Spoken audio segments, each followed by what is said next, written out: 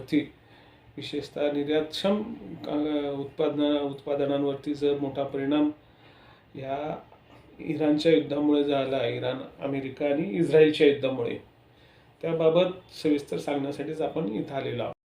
आता आम्ही प्रयत्न करतो सविस्तर व्हिडिओ आठवड्याभरामध्येच घडलेल्या घटनांचा मागोवा घेऊन छोटे छोटे शॉर्ट आपण बनवतो. आत्ताच्या लोकांना जास्त लांब ऐकायची हौस नसते, म्हणून साधारण दररोज आपण एक शॉर्ट माझ्याच यूट्यूब चॅनलमध्ये तुम्हाला शॉर्ट दिसतील, ते वेगवेगळे शॉर्ट आपण घेऊन टाकलेले आहेत.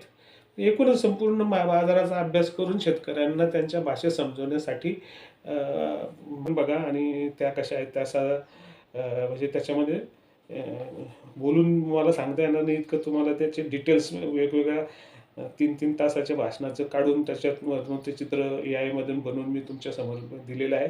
हा प्रयत्न आहे.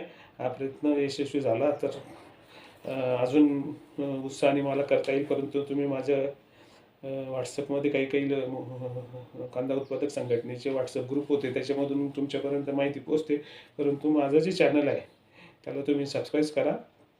क्रमांक 1 माझा व्हॉट्सअप नंबर दिलेला आहे, त्याच्यावर तुमच्या भागात जर काही प्रश्न उपस्थित झाले तर ते पाठवण्याचा प्रयत्न करा. आपण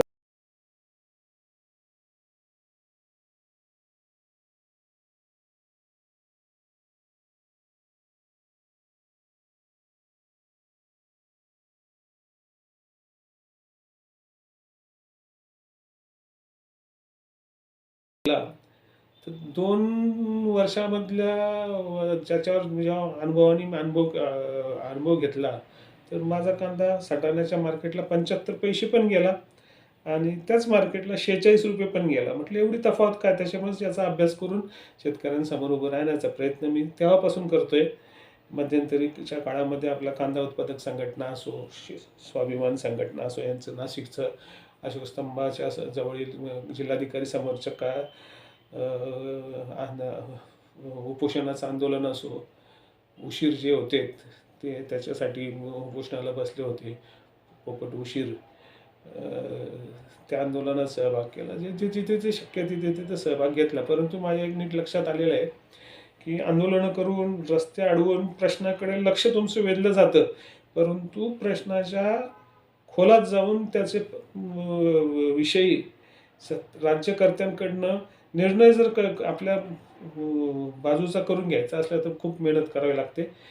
असो, आत्ता आज मार्च महिना आहे, 14 तारीख आलेली आहे आणि ऊन पण तापायला लागलेलं आहे. उन्हाचे जसे चटके जाणवायला लागले, तसेच कांदा उत्पादक शेतकऱ्यांना, विशेषतः खरीपच्या कांदा उत्पादक शेतकऱ्यांचा भाव आज 13 मार्च 2026 पर्यंत 14 रुपयाच्या वर कुठे गेलेला नाही. म्हणजे मार्केटमध्ये होणाऱ्या लिलावाचा जो आपल्या पदरात पडतो तो भाव, तीच परिस्थिती द्राक्ष उत्पादक शेतकऱ्याची, तीच परिस्थिती केळी उत्पादक शेतकऱ्याची, बऱ्यापैकी निर्यात होणाऱ्या सगळ्या वस्तूंची, तांदूळाची ती आहे, गव्हाची ती आहे. म्हणजे टिकणारा माल असो की विकणारा माल असो की सडणारा माल असो, सगळ्यांची परिस्थिती अशीच वाईट आहे. असं असताना कांदा उत्पादक शेतकऱ्यांना संपूर्ण समजण्यासाठी मी याच्याबरोबर ज्या क्लिप्स लावलेल्या आहेत, म्हणजे छोटे छोटे ग्राफिक डिझाईन मी बाजूला लावलेले आहेत, तर ते पॉज करून तुम्ही बघा. त्याच्यामध्ये तुम्हाला युद्धाच्या संदर्भात जे क्लिष्ट गोष्टी आहेत त्या चित्राच्या माध्यमातून, व्यंगचित्र म्हणा किंवा याच्या माध्यमातून आपण लोकांसमोर सांगितलं. आपले चित्रकार, व्यंगचित्रकार प्रसिद्ध किरण मोरे असोत किंवा तरुण शेतकरी जे आम्हाला नेहमी भेटतात, तर ते किरण मोरेंचं काय म्हणणं असतं की सो बका एक लिखा और सो लिखा एक पेंटिंग किंवा चित्र काढणारा. एका चित्रातून मोठ्या प्रमाणात लोकांना समजवता येतं. आजच्या याच्या जमान्यात मी तशी ती व्यंगचित्र ग्राफिक्स बनवून याच्यासोबत लावलेली आहेत. काही चलचित्र आहेत, काही फिक्स फक्त ग्राफिक्स आहेत. हळूहळू टेक्नॉलॉजीचा वापर शेतकरीसाठी करण्याचा याच्या माध्यमातून, जेमिनीच्या माध्यमातून हा माझा प्रयत्न आहे. प्रश्न महत्त्वाचे हेच आहे की ह्या युद्धामध्ये जर महत्त्वाचं जर तुम्ही जर बघितलं असेल तर त्याच्यामध्ये महत्त्वाची बाब हीच घडलेली आहे की अमेरिकेचं धोरण एकदम चुकीचं गणित त्यांनी मांडलं.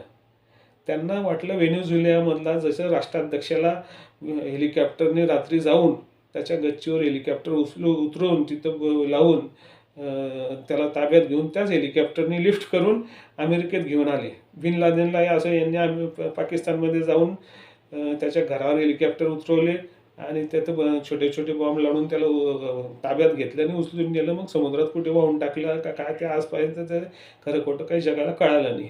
तर ही जी अमेरिकेची गुंडशाही आहे की कोणत्याही राष्ट्राध्यक्षाला लोकप्रिय माणसाला निवडून दिलेल्या लोकांना उचलून नेण्याचे हे 2दा-3दा प्रयत्न त्यांचे झालेले आहेत.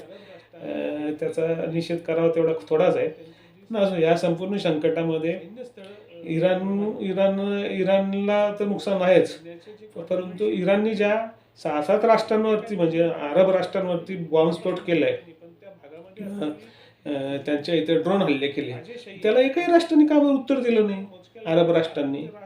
त्याला कारण काय की अरब राष्ट्रांमध्येही अमेरिकेने दादागिरी करून त्यांची जी सैन्यस्थळ निर्माण केले, त्या सैन्याचे जे कॉन्टोमेंट्स निर्माण केलेत ते काय त्यांनी त्या अरब राष्ट्रांनी मनापासून दिलेले नाही. पण त्या भागामध्ये असलेली जी राजेशाही आहे आजही, त्याच्यामध्ये मोजक्या लोकांच्या हातात ते देश असल्यामुळे म्हणजे ते ओमान असो, कतार असो, बहरीन असो किंवा सौदी अरेबिया असो, ज्याला आपण दुबई म्हणतो, ते अशी म्हणजे 7 छोट्या छोट्या देशाच्या मध्ये सौदी अरेबिया आहे.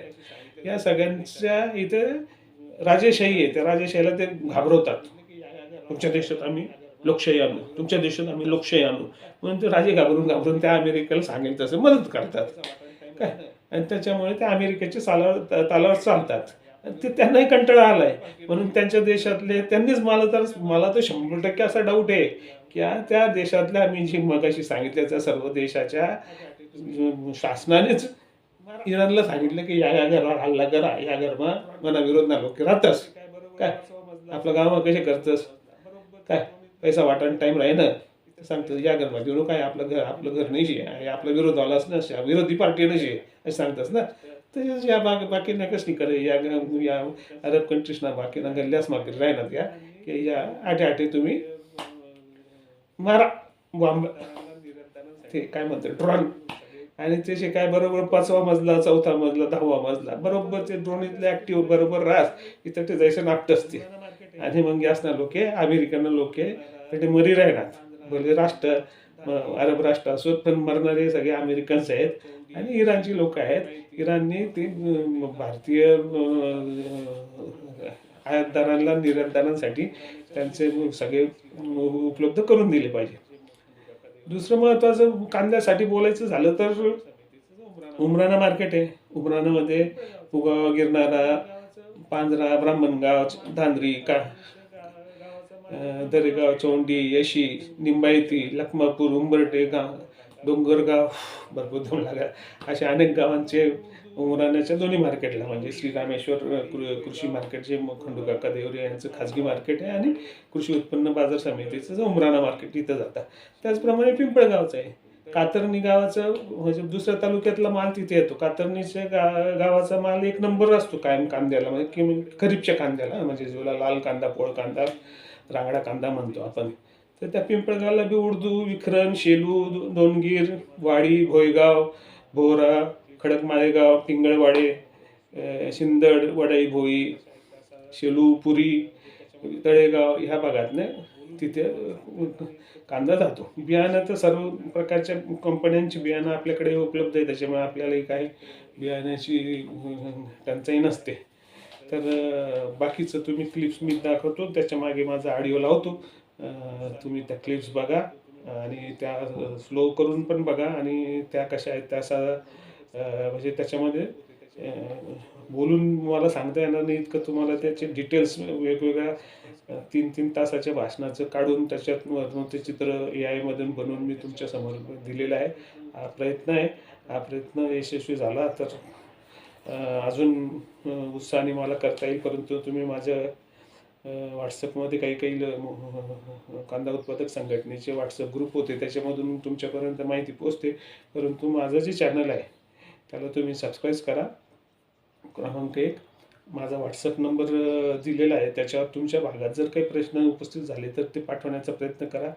आपण शेतकऱ्यांच्या हितासाठी आहे, त्याच्यामुळे